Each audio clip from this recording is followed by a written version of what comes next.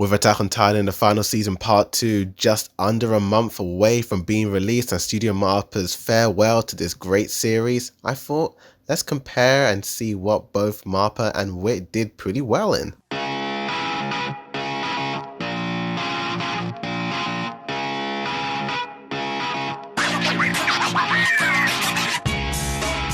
Yo, what's good? It's a boy Dude Reviews, and to celebrate the release of Shingeki no Kyojin, the final season part 2 being released in 30 days time, let's just talk about what both studios did pretty well in together. The top 5 reasons why WIT and Mappa did equally well in. I'll be highlighting the points that WIT and Mappa did pretty well in, and there's no comparison, and they just both excelled in, and without further ado, let's get on with it. Number 5. The faithfulness to Hajime Isayama's manga. Now, whether you love or hate WIT Studio or Mappa Studio, you cannot deny that they both adapted Isayama's manga really well. Both were very faithful to his art style, his story, and the whole construct and vibe and feel. The feeling of Isayama's work was put from manga to anime, and I loved it. Number 4. Light and shadow. Basically the overall render of character to background. WIT goes for the more overly saturated bright vibrancy, while Mappa goes for this soft Gaussian blur look that makes the whole thing look more cinematic. Despite the art styles looking a little bit different, the use of lighting and the shadow have always been pretty apparent and pretty consistent with both studios.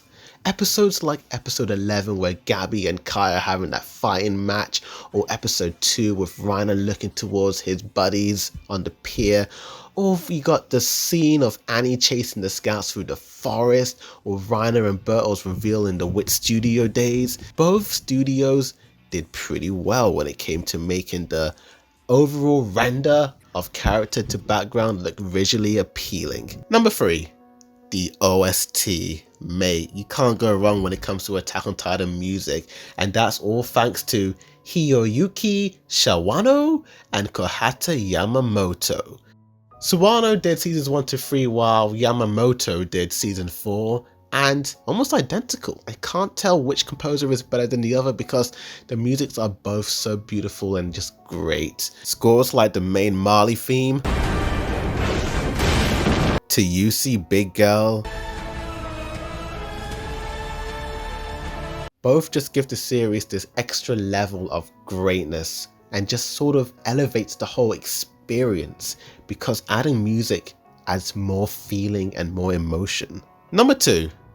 The Pure Titans. Yeah, these wacky Looney Tunes running around eating these poor defenseless people who did nothing to them. The design, the animation, both were pretty well and just creepy. Scenes like the Pure Titans being dropped from the airship in episode 1, or the Pure Titans just chasing up Levi in the forest, to that Pure Titan chasing Sasha back in season 1, and just the sheer terror the Pure Titans caused when Reiner, Historia, and the gang were up in that castle. Attack on Titan always kept it faithful when it came to the Pure Titans wreaking havoc and just being weird and horrifying to look at. While slightly different with the WIT Studio one having more texture, I do think that both studios did pretty well when it came to the overall animation and look of them. In terms of honorable mentions, I'd like to give a shout out to the 2D Titans of season 4 and how faithful and consistent they were to WIT Studio, like the Colossal Titan, Annie running up and down in episode 3. I thought, wow, the animation looks identical to what WIT came before it, so props to Mappa.